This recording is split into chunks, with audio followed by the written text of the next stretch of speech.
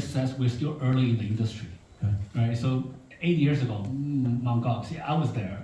So I learned about crypto in 2013. I still have money at Mt. Gox, it's stuck. We're still early. I think 2013, Mt. Gox was much bigger than FTX, industry presence-wise. And the industry is much smaller and weaker. And we survived that.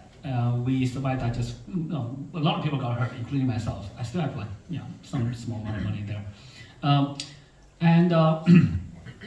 2013 was more like a Bitcoin industry, right? 2017 was like the altcoin, the ICO industry. Now you don't have to be a blockchain developer to issue a coin. 2020 with a DeFi boom, Uniswap, automated market makers and stuff. 2021 NFTs. I think everybody here has an NFT thanks to you, right?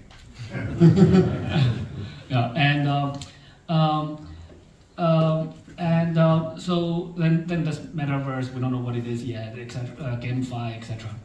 And if you look at the regulations, 2017 when we started, 2014 there wasn't that much regulation, but because Mt. Gox happened in Japan, 2017 Japanese regulators started to license exchanges, and they're actually very restrictive.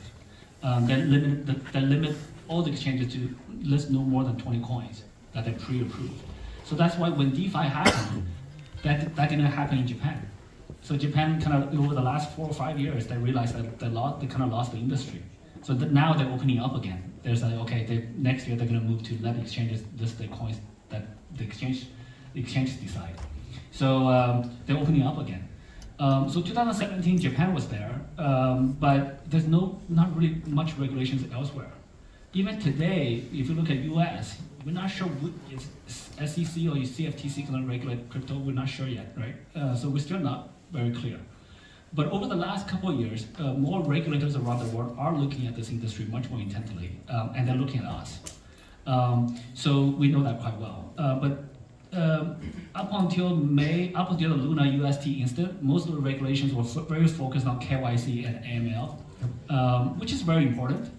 After Luna, they're looking at stable coins. They're looking at loans, loan type of businesses. Now, after FTX, we're pretty sure that all the regulators will be looking at user asset protection. So now the industry is shifting.